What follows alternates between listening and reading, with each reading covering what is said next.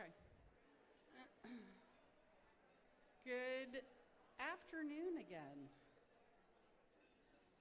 So I told you it was going to be quick, so sorry. I hope that you got some good chatting in. Again, Ashley with Women's Resource Center. For those of you who aren't familiar with the center, today is more about celebrating Equality Day, but the Women's Resource Center focuses on helping women build financial security, financial independence with strong emotional health. We've had some great success this year, and I love that Habitat's here kind of promoting their Women Build. We've had 5 women who many are part of a 2Gen partnership we do with Community Foundation of Sarasota that bought their first homes this year, which is amazing. We have another gal here with a partnership that we have in Manatee County who has a job, and I loved hearing from the gal. And Michelle, remind me the name of the organization, see if I don't write stuff down. It's a good one. That she brings women to our career closet because sometimes it's an outfit that changes how you feel about yourself. So lots of stuff that we're doing at the center, but today is about celebrating Women's Equity Day. And today we want to thank our partners, the League of Women Voters of Manatee and Sarasota.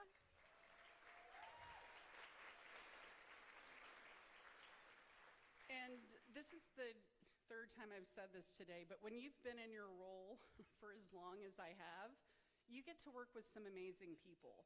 And this event used to be really led by the Sarasota Status and Commission of Women who are here today, AAUW who's in the room today, a lot of amazing women who have poured into other women in our community. So let's just do a round of applause. And we couldn't do it without the support of our sponsors. Goodwill Minnesota is the presenting sponsor for Equality Day. Thank you, Dawn, and your team. Longtime partner, Bank of America, is an event sponsor. And then we have a multitude of organizations and individuals that invest in women and families. They were on the slideshow. They're on material that you get. So pay attention to who pours into community and support those businesses. So 106 years ago, my speech is only going to be 30 to 45 minutes, starting. The first step in women's equality happened with the passage of the 19th Amendment. I think it's funny, I had to get into a little debate with a gentleman to say, I don't think it was 1920. And I'm like, okay, maybe I don't spend my life on this work. But really, that was the first, right? That was the first step for women, and it was years. It was 50 years of work getting to that point. I'm not gonna get into a lot of the equality issues of where we are now because Terry Condos is gonna really talk about that in the close, so I don't want to steal her thunder. But really, the passage of the 19th Amendment was just the beginning, and it gave some women the right to vote. It wasn't until the 1960s, 1965, that all people got the right to vote with the Voting Rights Act. And we have to pay attention to things that are happening. So Supreme Court, there were changes to that, and it's important to know what those changes are and to stay engaged with that. Title IX opened up education, access to sports, a lot of investments in women. But would it surprise you to know that it was in the mid-1970s, before women had access to credit, without a co-signature from a husband, a father, or another male family member? That's not a lifetime ago. That's within, I don't know, was I born in the 60s? Yes. So it was in my lifetime. It was in your lifetime. And I think that it's important to remember that a lot of the work that's been done has given us the opportunity to have a wonderful celebration like this, because women have all kinds of choices now. Do you want to be a doctor? Do you want to own a radio station? Do you want to be an entrepreneur? Do you want to be a stay-at-home mom? Which, P.S., hardest job ever. I said no to that. I did it the right way with wonderful stepdaughters, who one is here today, and my beautiful granddaughter, because 9 is not too early to start these conversations, Penny. So, but celebrating the different choices that we have and that we lean into is part of what we want to recognize.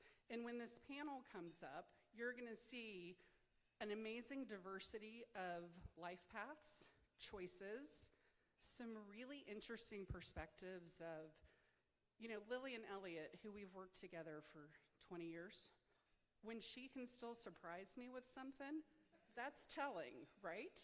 So, but before I introduce our panel, and I want to say thank you, ladies, for sharing your time, your energy, and your expertise. It is the work that we do here, the work of bringing you together. Mandy Domer, who's of course hiding. Thank you, Mandy, for all your work and efforts. And Ann Carter, who we're gonna clap for again. Thank you. And then the board, the staff, the volunteers of both the Women's Resource Center, the League of Women Voters, a lot of work and energy went into creating this. And then I want us to remember as we're going here, and even though Oysterific was still our winner, I'm gonna demand some form of recount. I wanna say that my word is inspired and grateful, because the power of the podium. I'm cheating and taking 2 words. And it's the people in this room and the people I get to work with, both at the Women's Resource Center and community, that is really special. And I think we lean into it and keep uplifting and supporting each other. And then when we come together next year in a bigger room, we're gonna celebrate women again and all the progress we continue to make. So on that note, you are done with me for today. I know, it's sad, Margie, sad. Okay, clapping, really? My team's like, yes, get her off. We are live streaming this, and when we do the recap email, we're gonna share a link to the recording. So if you hear something that you think is worth sharing with somebody who wasn't able to be here, please share it. It'll be on our YouTube channel. And now we're gonna bring our panel up, and I'm just gonna introduce the fabulous Mercedes Soler, who is gonna be facilitating this conversation. And Mercedes is gonna introduce the panelists, but Mercedes, thank you for giving your time and your talent. When we realized we had a superstar with maybe more credentials than me in the moderating, as a journalist and an author and a former, I don't know, CNN Espanol newscaster, we were like, it's a no-brainer. So thank you for being here, and you guys are up for a great conversation. And we do want questions, so don't be shy. Mercedes.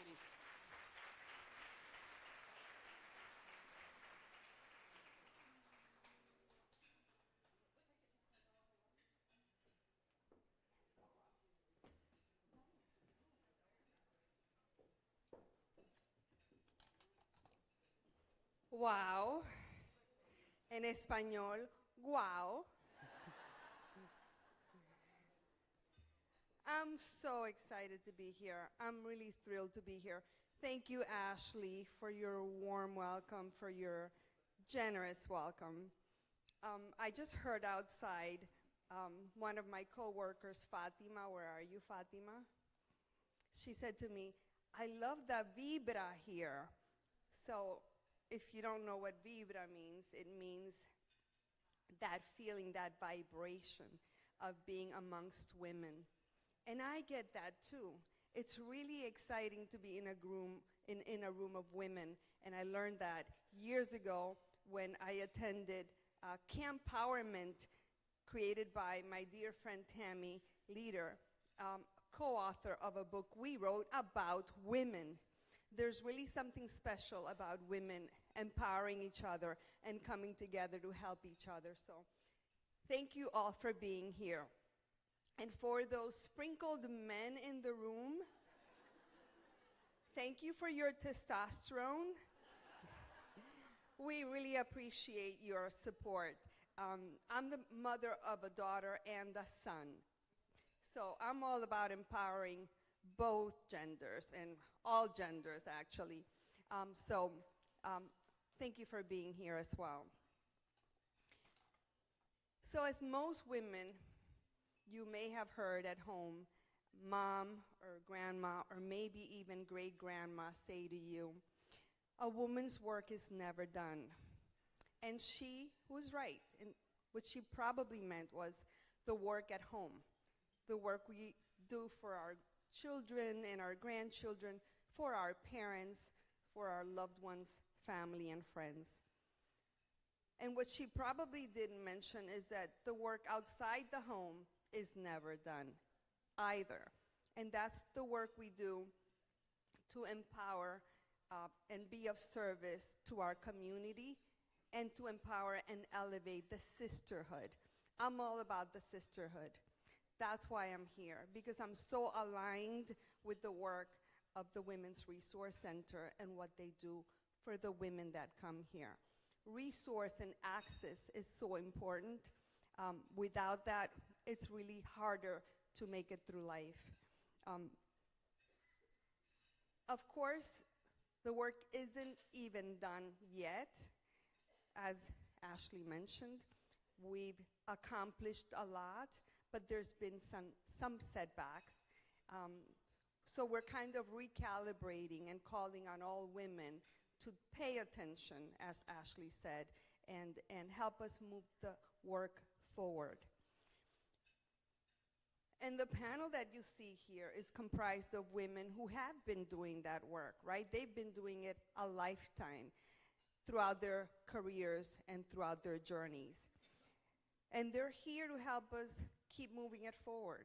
Hopefully by the end of our conversation today, we'll all be able to pick a little bit of wisdom from this conversation to move that needle forward when we leave. So to get started, I'm going to ask our illustrious panelists to please introduce themselves in a minute or less, ladies. And we're going to start right here with Teresa on my left. So my name is Teresa Rahm. I'm an ER doctor at Manatee Memorial Hospital. I'm also the medical director for emergency services for Manatee Healthcare System. And what that means is the ER at Manatee and 3, soon to be 4, freestanding emergency departments. This is not my comfort zone.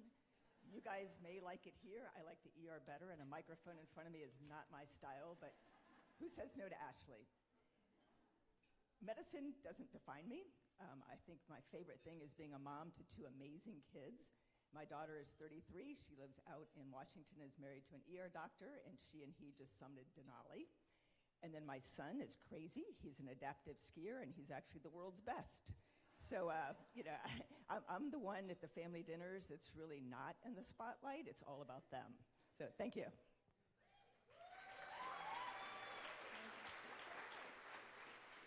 All right, hard to follow, Teresa.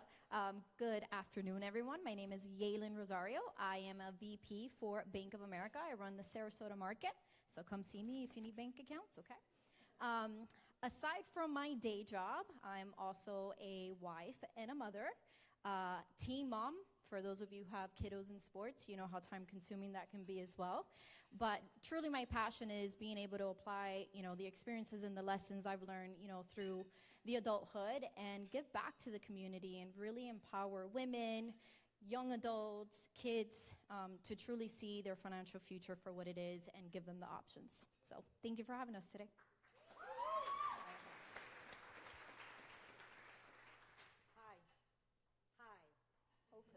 See, you do need it.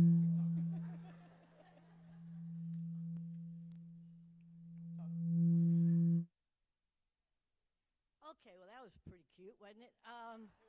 So, my name is Cookie Boudreau. I am what we call a transformational management consultant. That means that I get to work with companies, organizations and individuals who are up to transforming the world.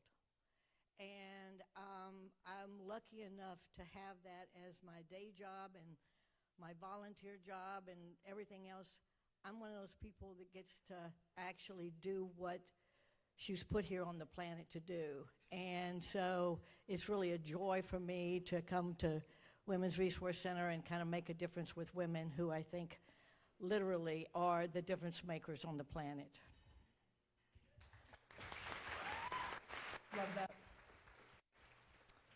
My name is Olivia D'Amico. I'm an artist and entrepreneur, and I've recently joined the Oysters Rock hospitality team, so Oysterific, as our director of creative and culture. And I think, to kind of go off with Teresa, I love a microphone. So they were like, who wants to share? And I was like, not me. I want my own. And I think, again, the theater kid in me is like, does anyone want to sing? Do we want to do anything? Anyway, I love to just create spaces. I think that's one of the biggest, I think everything that I do, whether it be in art or in hospitality, parties, events, I just love to like set a table and create a space. And so whatever that looks like and however that looks, that's my passion, and I think that's what kind of shows up anywhere I kind of go, and that's kind of what I follow, is where can I go build longer tables, where can I go pull up more chairs. So I love this conversation and the ability to do this. As I look around, I see so many friends and so many women who do that in our community, so I'm grateful to be a part of this.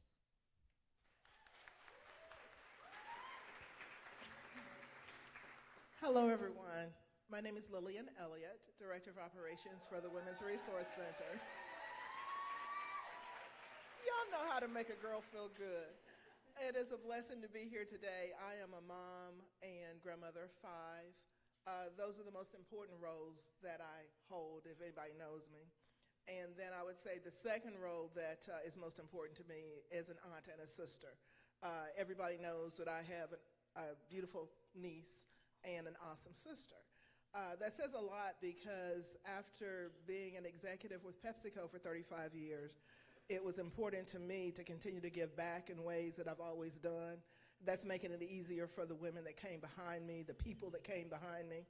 And so that has defined my need to be with Women's Resource Center. When Ashley and I met 20 years ago, I was deep in being an executive at PepsiCo, but we connected immediately. And I knew that when I retired, I wanted to do something that I loved. And so I'm blessed to be here today. Thank you.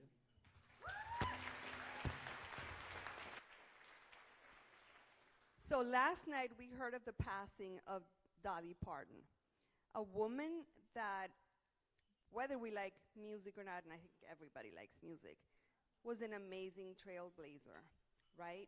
She just represented so many of the kind and wonderful attributes that I think many of us would love to represent. And so she's passed, and I'm a very spiritual person, and I'm always thinking of my antepasados, my forebears, those who came before me and upon whose shoulders I stand. And I think that's what women do really well for each other. We sustain and we hold each other up so the ones coming behind can step on that ladder and step even farther. However, there's always been that narrative of, what can women do and how should women do it and how far can we let them go and how far can they really go? How do we break that narrative for ourselves and for our culture? So I'd like to start right back with you, Lillian. What do you think your life would have looked like when you started in life and you got through school versus what it is today? When I was in high school, I just knew that I needed to go to college so that I could take care of myself. My mom had always told us, my sister and I, you are not beautiful, you cannot sing, so you need to go to school and get your education so you can take care of yourself. Because you cannot depend on a man to do that. So in high school, I learned to 10 key by touch so that I could always have a job. I knew that I was going to be doing something in an office somewhere. The way that God works is that PepsiCo hired me to be in manufacturing, so I had to quickly pivot to something that I didn't know that I loved, and that is building high-performance teams. So my job is today, I think I'm probably doing what I thought I would do. That's helping people. Amazing. Olivia, what about you? Because when I first met you, you're in a totally different space. Olivia has a master's degree in divinity, and I was really attracted to that part of you, that spirituality in you. But you're doing something totally different now. Yeah, so I'm a born and raised church kid. I grew up in Bradenton. I've lived in Bradenton my whole life. I've worked in 3 kind of large churches in our area, and that was kind of always the path of even how I was an artist and how I was a creative person. But I built teams in those areas. The church world is kind of a hospitality world when you get down to it. So it's a lot of the same principles of how do you talk to people, how do you interact with people, how do you care for people. So kind of like what you're saying, when I look back and I'm like, oh, I did all of those things. That's really strange that I've pivoted into this different world. But again, it is still that world of creating spaces where people can be themselves and be the best version of themselves and be in community and be known. And so that is a thorough line to a lot of still what I do. And I still write theology and I still work in that area, but I did not think I would ever leave that.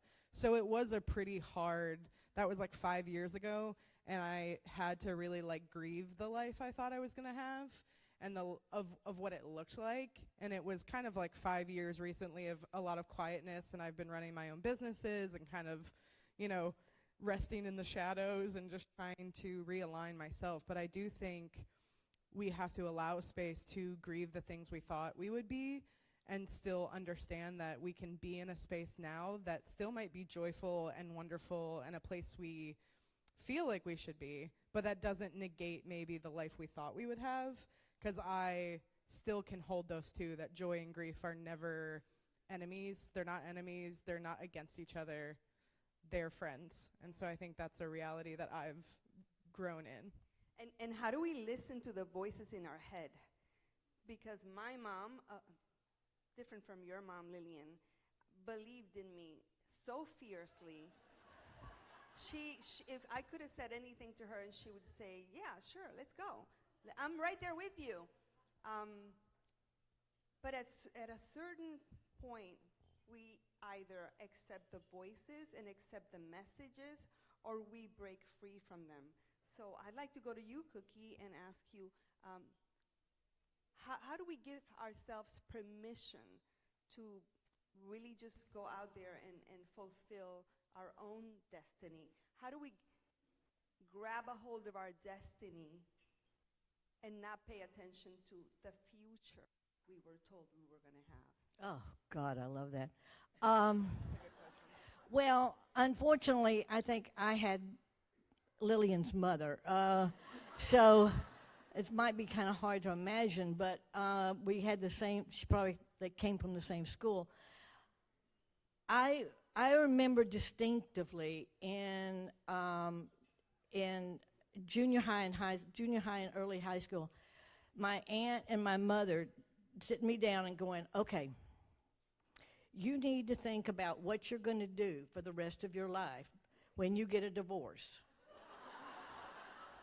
Now, I'm 83, so you got to imagine that was a while ago, okay? So it was never a doubt in our lifetime that I was going to be an independent person. That was never a question. But I went a route to where I was in the medical field. I was a medical technologist. I managed clinical diagnostic laboratories for years. And I one day had a moment where I went talking to a doctor, and he challenged me, and I was like, I'm not going to put up with this stuff. I'm just not going to let somebody talk to me like that. Yeah, end of story. So that's when I made a career shift. instead of diagnosing what's wrong with people, I found out that I could actually empower people to find their voice, to stand up for what they believe in. Now, that's a tough journey, what you're talking about, because all those childhood things and those cultural things become those voices in our head. And then if we believe them, they become the truth about us and about life and about other people. And that's what I think we all stand for and why we're here, is that there have been some truths that kind of got sold to us, but when you recognize the fact that you bought it, you can return it. You can return it.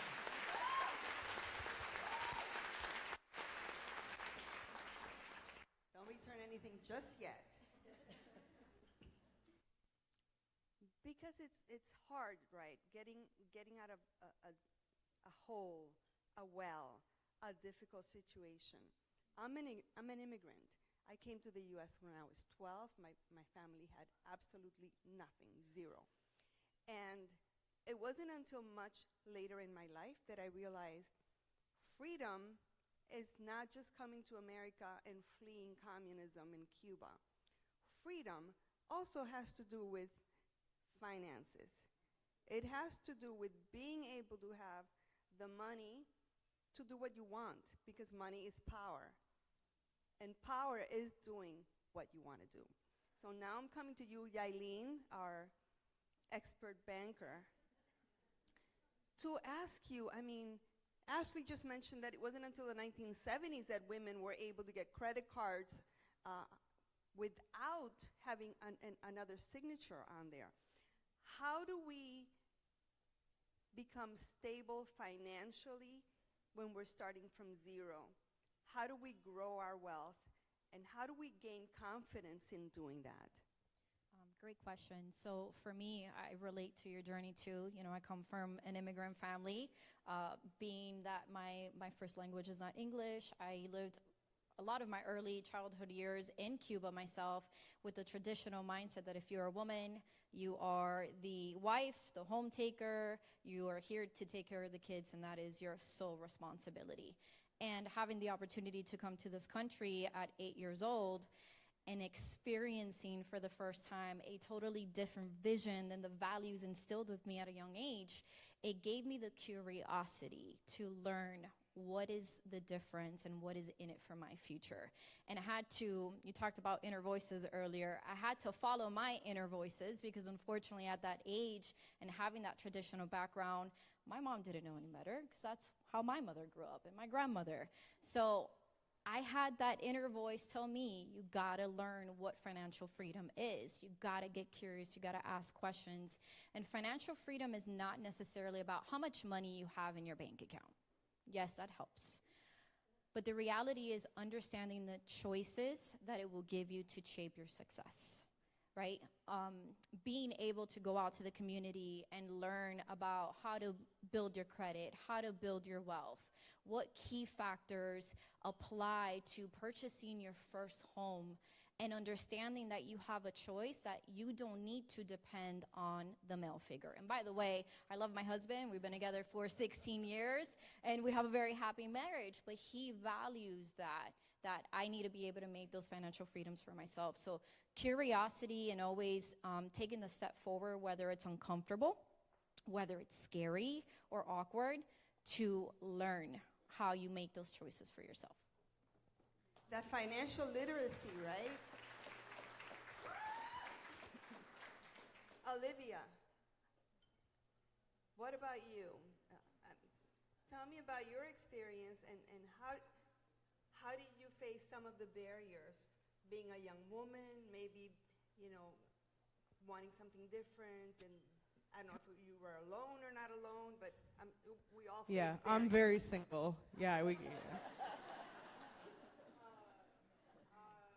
Not enough men here for you right now, Olivia, sorry.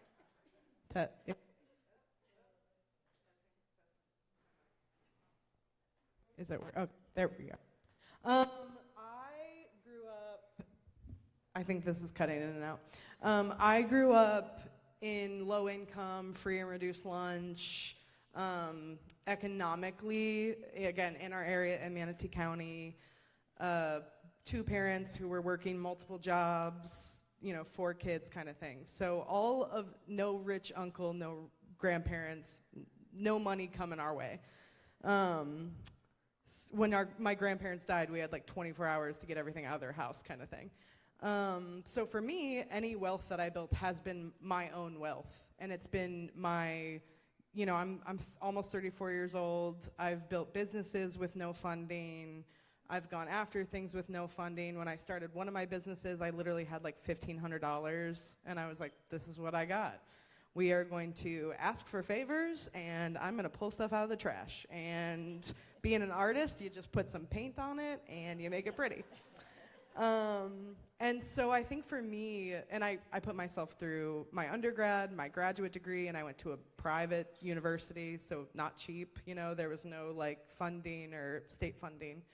And for me, it was that like, what is freedom for me, and what is the value, like what is money to me? Because again, if you've ever been in a situation where maybe you've grown up poor, money is like the golden calf. Like it is scary. You have to get out of fight or flight with money. You have to be like, the thing in front of me, I can let go. Even when people like don't finish their plates, it's that thing of like, you're not finishing your plate? Like when I went to a friend's house and they were like, what do you want for dinner? I was like, don't your parents tell you? Like, you pick food and order it? We don't do that. Like, you eat the meal in front of you. So I think, again, it was redefining, like you said, what is success for me and what is the value for me? And so for me, it was being able to care for myself and a neighbor. Like, can I care for myself? Can I make opportunities for other people?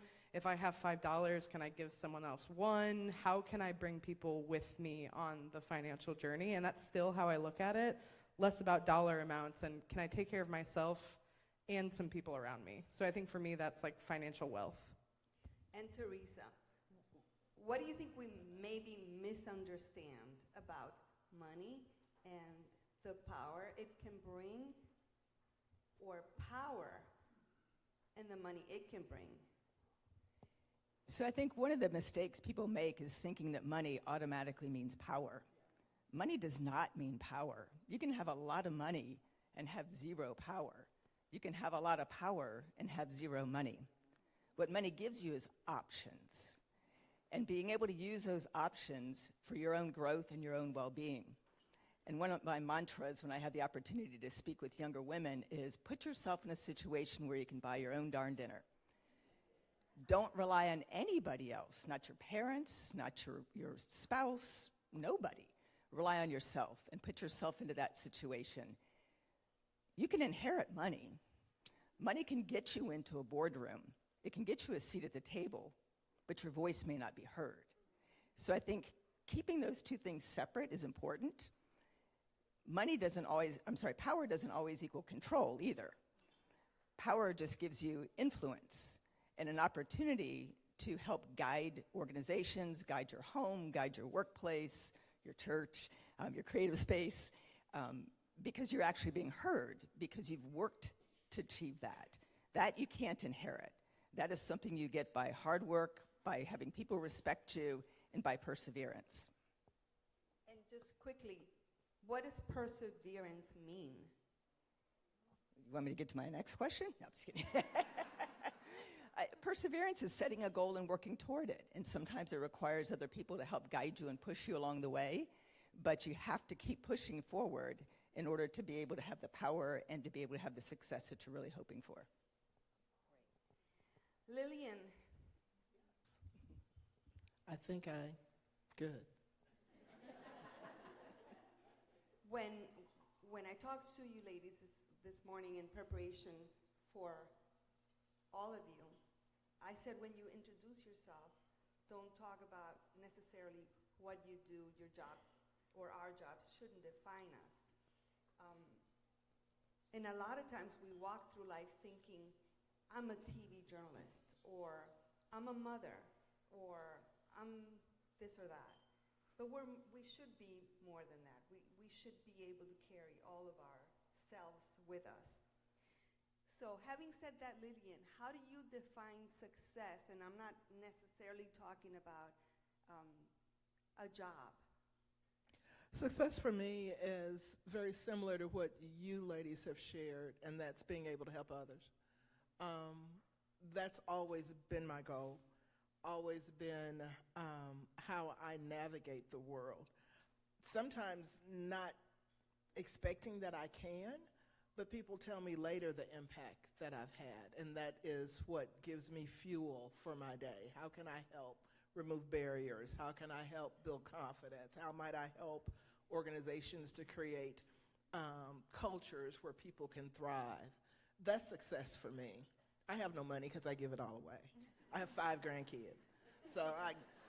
So success for me is being able to take care of myself and create better things for other people. And so if you could go back and talk to 5-year-old Lillian today and hear mom say, "You're not pretty," what would you say to 5-year-old Lillian?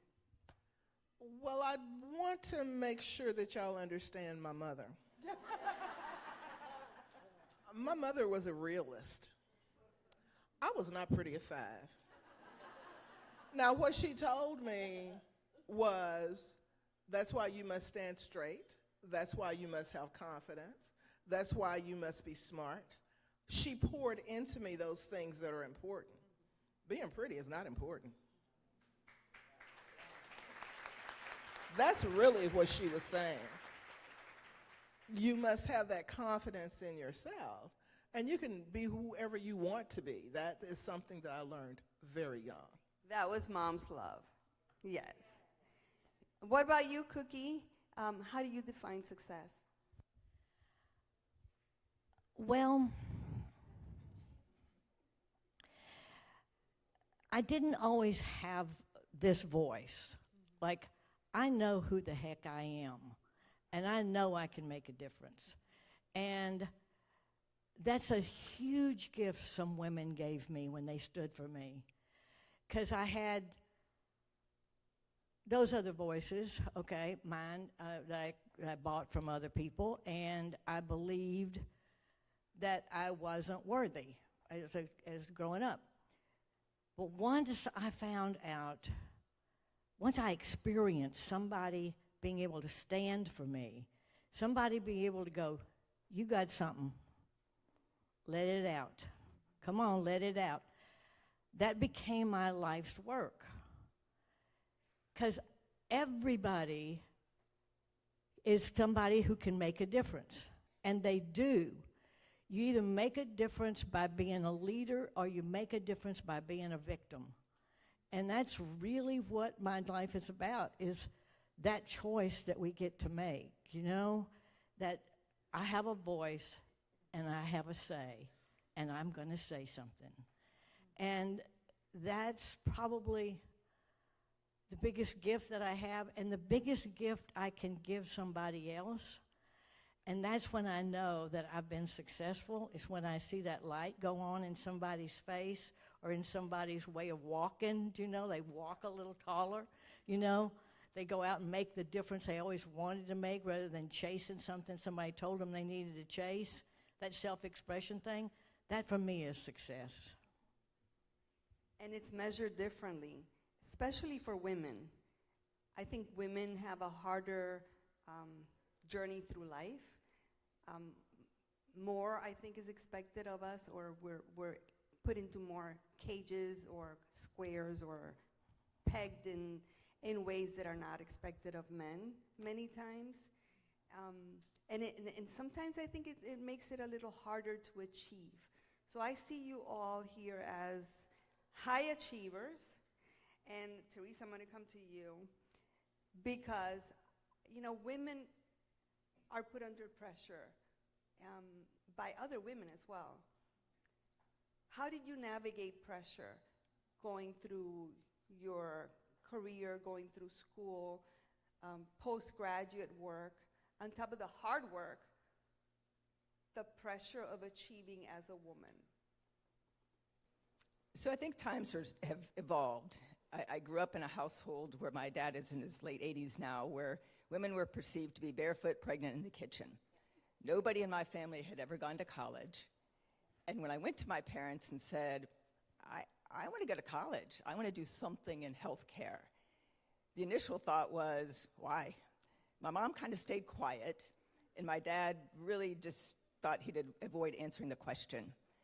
So when I said, no, I really, really, really want to go to college, and by the way, I want to be a doctor. So my father said, fine, I'll pay your way through medical school, but until you get married, then you're your husband's responsibility. Once I got into medical school, they were very supportive, and I'm very blessed that they paid my way through medical school, and I graduated with no debt and got married 2 weeks later.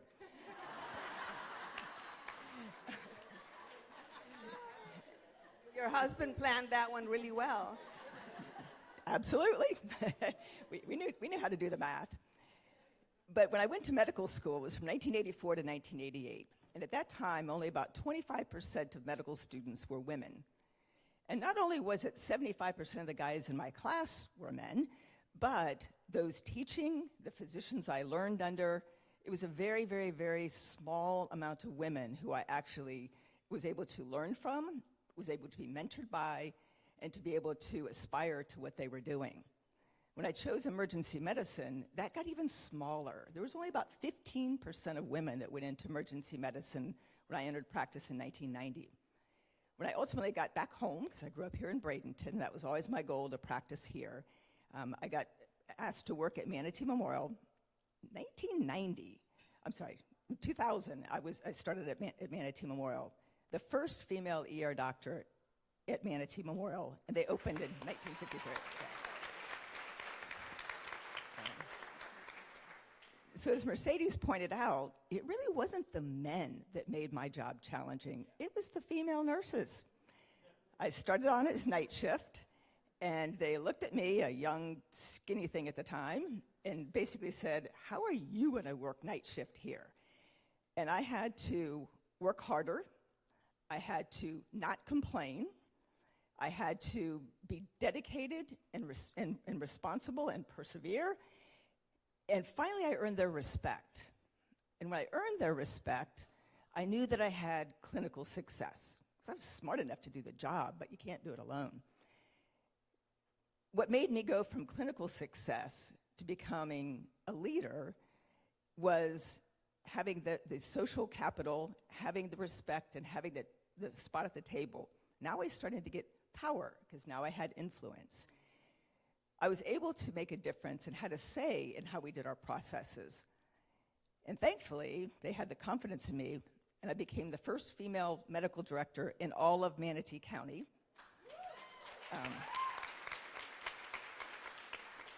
So that was in 2004. To this day, I am still the only female ER medical director in Manatee County. We do have an assistant at Blake, and I'm rooting for her. I'm hoping someday she gets to take over the reins. So when we talk about equality today, about 50% now of medical students are female. About 25% have achieved leadership roles. So we still have a gap to go, but I think the answer to that is really in believing in yourself and in being able to prove to those that are the naysayers, without being cocky and obnoxious, that you can do it. And as soon as you start getting that traction, that's where you can start making a difference and being an influencer and a leader.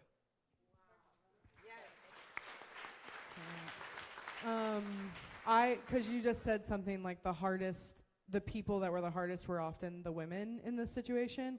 And I come from, again, a very male-dominated world in church, theology, that kind of world, and even the art world. It's still heavily male-dominated in the design, photography, film world, and that's kind of my focus in a lot of that. And then in my schooling, I had one female.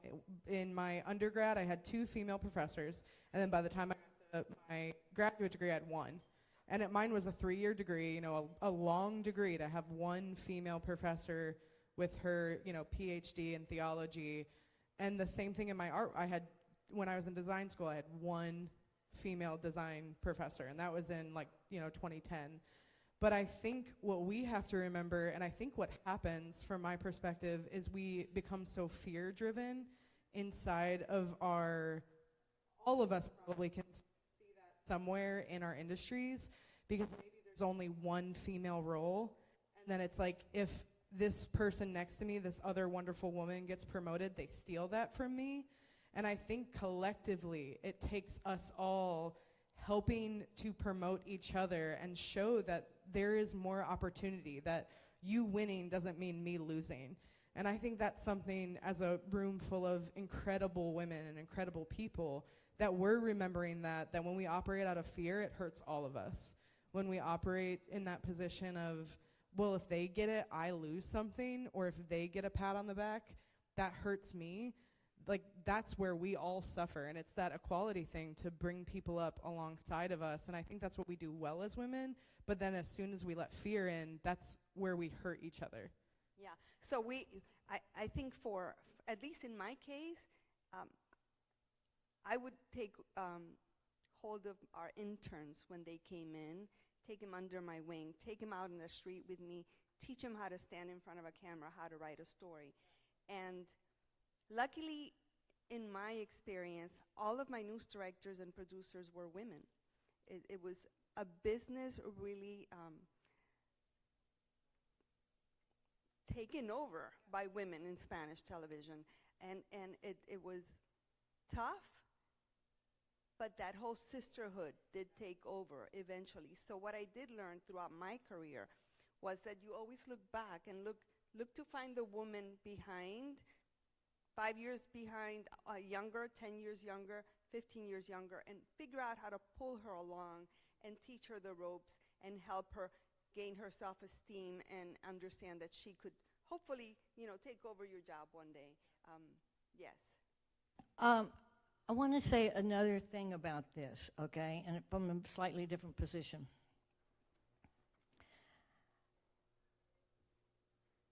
We have some men here, okay? But everybody has a mother, and when we're raising our children, if we raise them inside the conversation about equality and train men to listen to women and train women to listen to men and empower each other, that's something that we can all do to turn this thing around. Do you understand? Because I think sometimes, for me as a very strong-willed woman, okay, I can kind of put the men over here in the corner a little bit, do you know, like second-class citizens from time to time. I know none of you ever have done that. And but, like there's a place where, like raising sons and things like that, it's a whole different world right now. And that's an opportunity for us to mentor them as well. Yeah, we love our men. Oh, yes.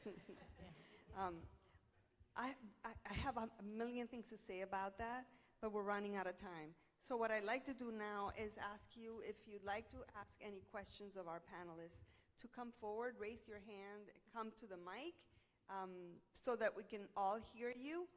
And if not, then we would wrap it up. So I'm going to count to 3. Mom. Anybody interested in a question? Come on over.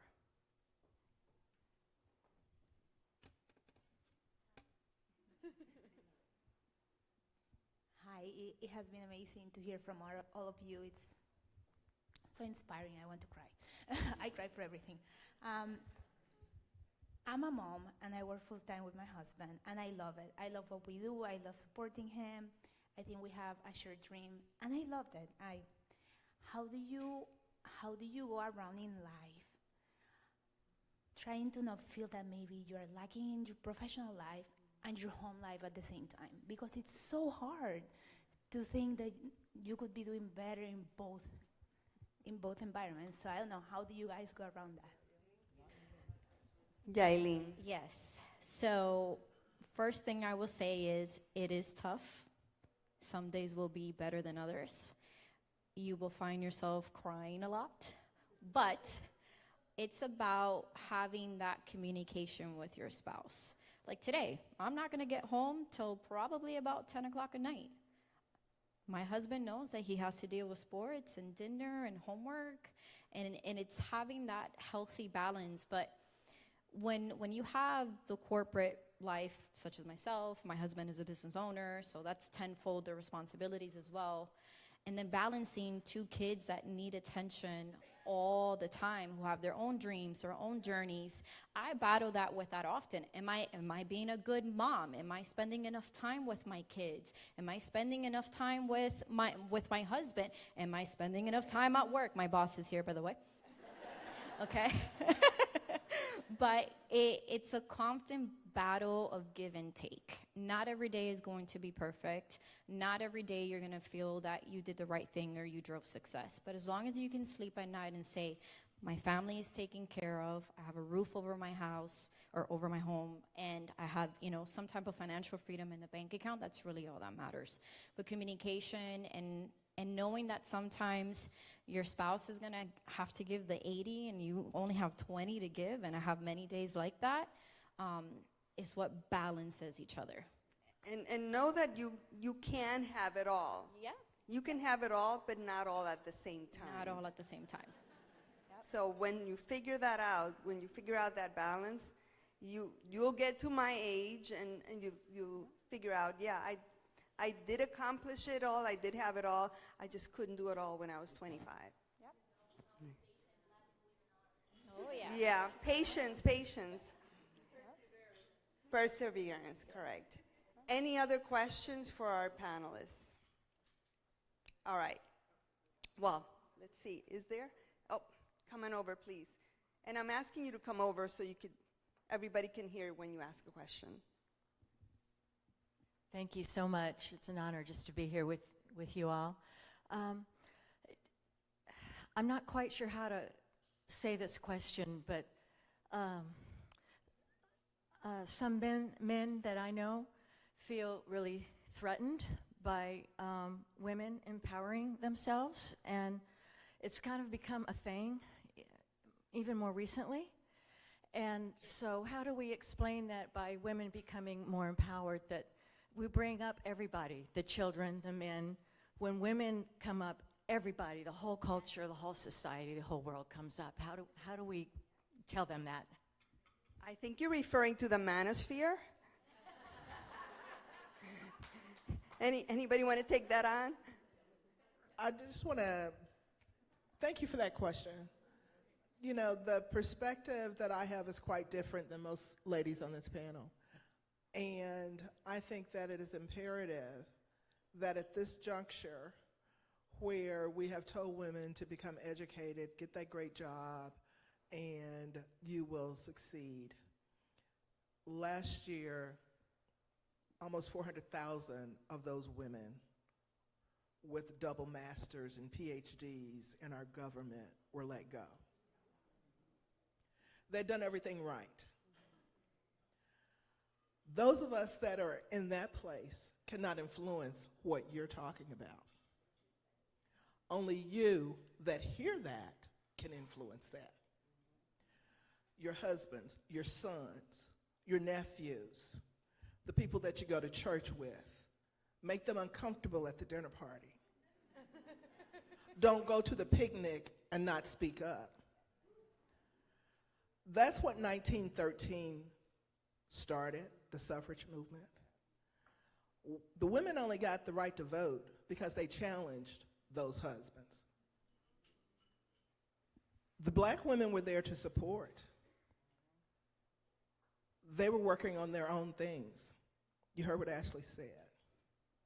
I have on my black, my white, and yellow as a nod to that, because it's time for you, Caucasian women, Latina women, to step up. Only you can influence that. How can you influence it? With your vote.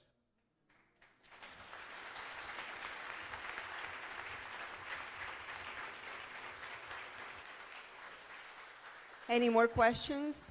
I think we have time for one more. Please come up. This will be our last question.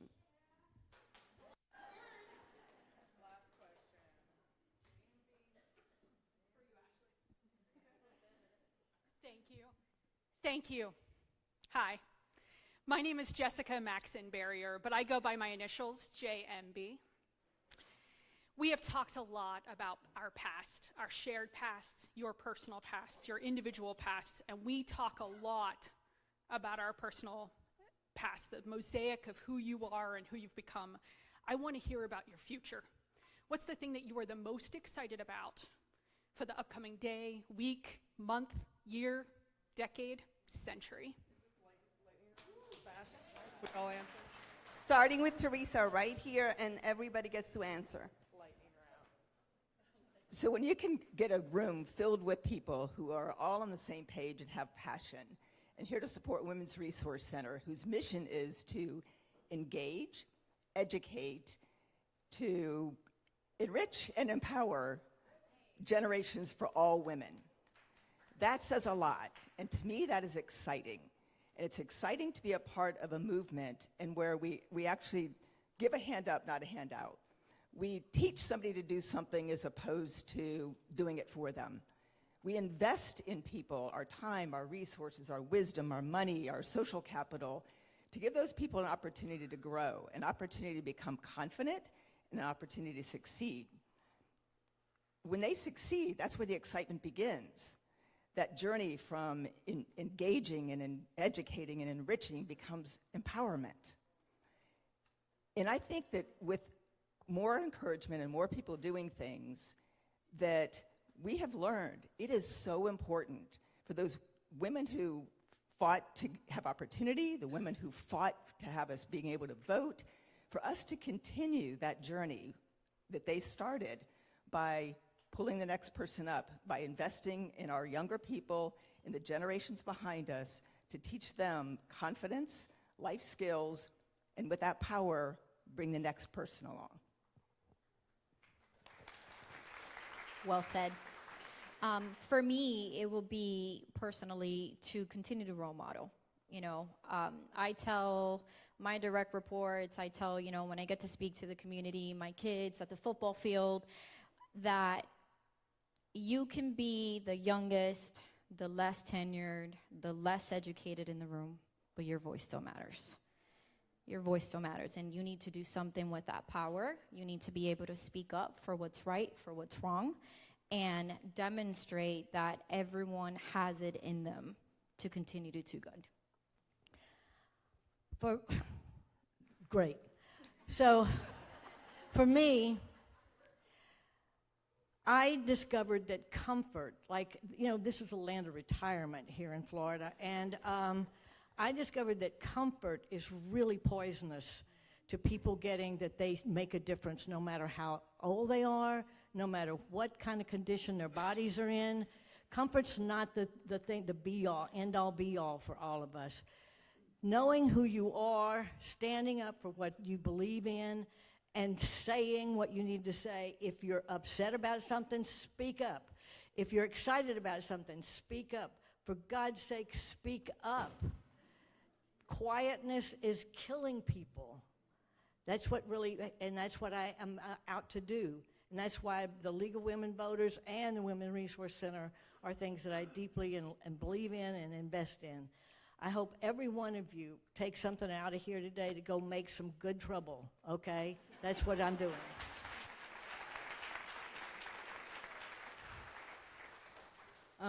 The thing I'm excited for, and I think working towards, this mic is just, yeah, I grabbed it, okay.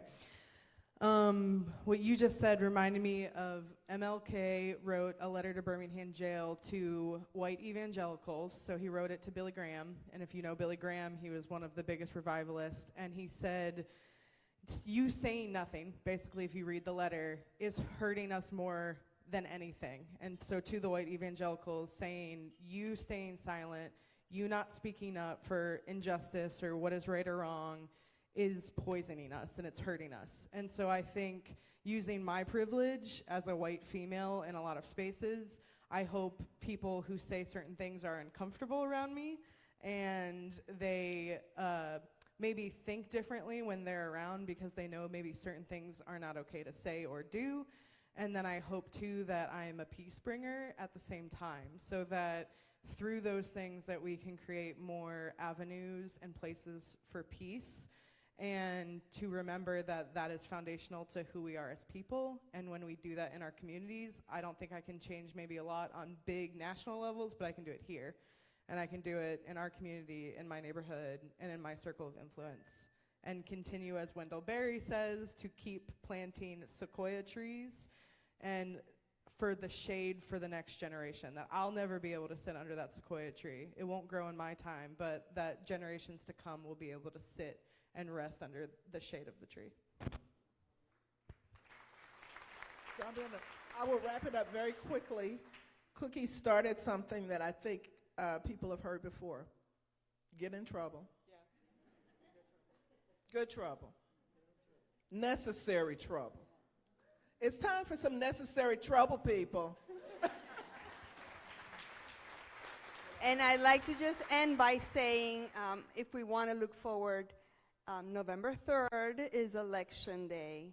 And if you have something to say and something you believe in, please go ahead and say it at the polls and vote, because that's how we really get our voice to make a difference.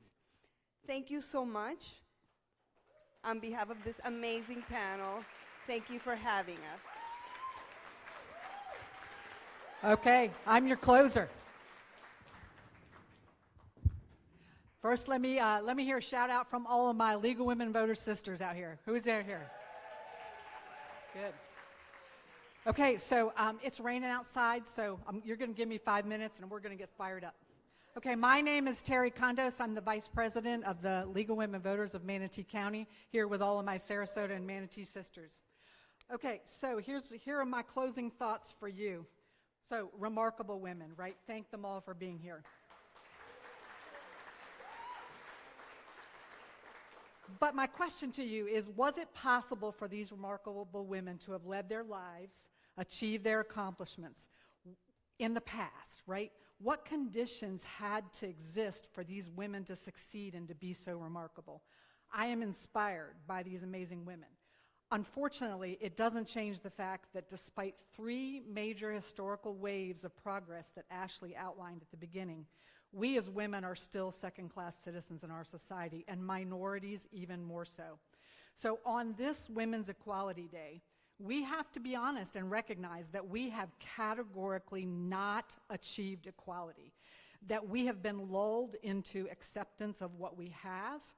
This is the reality of our inequality. In 2026, American women working full-time, year-round, typically earn about 82 to 84 cents for every dollar earned by men doing the same work. That is still true today. Women experience higher rates of poverty than men, 20% higher, largely because of unpaid caregiving responsibilities that limit workforce participation. Women face a significant retirement savings gap, accumulating 40% less wealth than men by retirement age. Women are uniquely vulnerable in their voting rights because almost 80% of married women have taken their spouse's last name and can be uniquely challenged to prove their U.S. citizenship increasingly as laws are changed on what is required to register to vote in our country. Women are 51% of the population, but still make up less than 30% of U.S. Congress people, and a woman has yet to be elected president, even though we've tried. In the business world, women hold only 31% of senior leadership roles, and this isn't increasing. That is a drop from 34% in 2025. Things are not getting better, they're getting worse. Female board members occupy about 1/3 of seats at major Fortune 500 companies and represent only 10 to 11% of Fortune 500 CEOs. We have less bodily autonomy and access to reproductive rights than we did prior to 2022, with more than 20 states having placed new significant restrictions on women's choice in the last 4 years. Women disproportionately faced higher rates of sexual assault, sexual harassment, and domestic violence in our society. And the Equal Rights Amendment passed in Congress in 1972 has still not been published and certified. It should be the 28th Amendment, and we should relentlessly insist on its certification. The fact that it hasn't been certified and published for over 50 years is undeniable rejection of the equality of women in our society. And as long as this inequality is our reality, affirmative action and DEI remain unfortunately necessary. So why do we continue to accept this second-class status? Why are we now losing ground? As our ally Frederick Douglass told us in 1857, this is what he said: "Power concedes nothing without a demand. It never did, and it never will." Making the point, thank you, Lillian, making the point that true change requires active resistance, maybe some good trouble, some protests, some agitation. And what he meant by that is that those who hold power will push limits and impose injustice only as far as people, in our case women, allow them to. That rights are never handed out freely by those in control. They must be forced through organizational pressure. And I can assure you that people dressed like me fighting for the 19th Amendment, our right to vote would not have been passed in 1920 if Alice Paul had not been chaining herself to the White House fence on a regular basis, if Carrie Chapman Catt had not pressured the US president into supporting women's right to vote through strategic political lobbying, if she had not organized a massive network of women across the country to lobby state lawmakers directly. They made the case for our rights the topic of everyday conversation in families and in homes, in state legislatures, in editorial columns. What it takes to create change is not changed. And we will not achieve full equality for ourselves, for our daughters, for our granddaughters, if we allow our rights to be attacked, our freedoms decreased, if we continue to accept our second-class status, which is where we still are. So what can be done to regain or restore our voice and ensure conditions for remarkable women that we heard from today to flourish in the future, for our daughters and granddaughters to have these remarkable lives? Well, as a member of the League of Women Voters, I might be a little biased, but on this day, on the 106th anniversary of the 19th Amendment, I will reiterate what some of our panelists said, and that is that voting is the most important tool that we as women and as citizens have as we continue our fight for the unachieved goal of equality. Go vote. So when you all sat down, you've probably tucked it away because you needed table space, but when you sat down, there was a sheet of paper on your napkin. And that was a plan of action flyer. And on it, when you pull it back out at some point, you will see a list of actions that you can choose to take. There are pieces of legislation in play today that threaten or lessen your power as a woman and a voter, including male voters. And those bills in Washington and Tallahassee need to be defeated. But they will not be defeated if you don't speak out.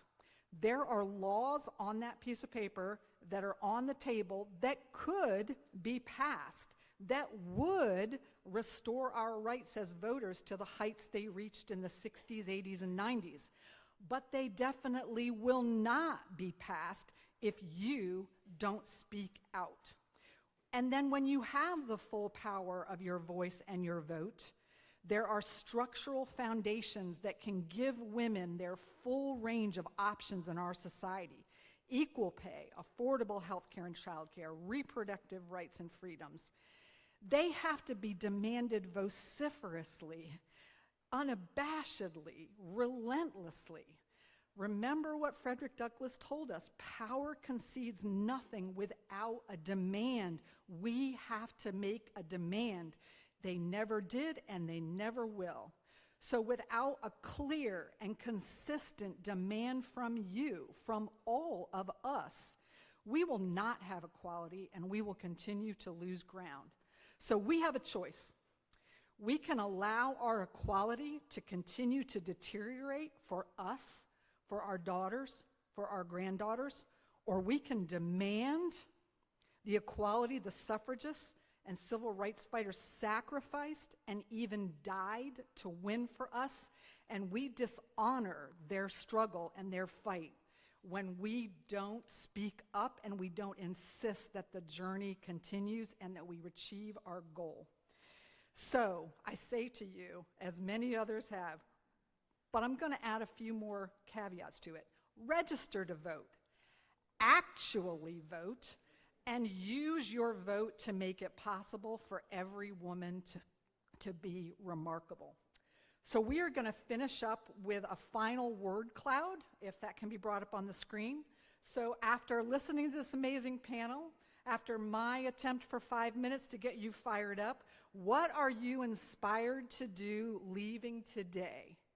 Put your word up in the word cloud. What are you inspired to do leaving today? While you're doing that, I'm going to, on behalf of Ashley and the Women's Resource Center, on behalf of the Sarasota and Manatee Leagues and all of our corporate sponsors, I want to thank all of you for being here today. We just feel so strongly we can't let Women's Equality or Inequality Day and the anniversary of the 19th Amendment go by without raising our collective consciousness of where we stand and where we need to go. So thanks to all of you.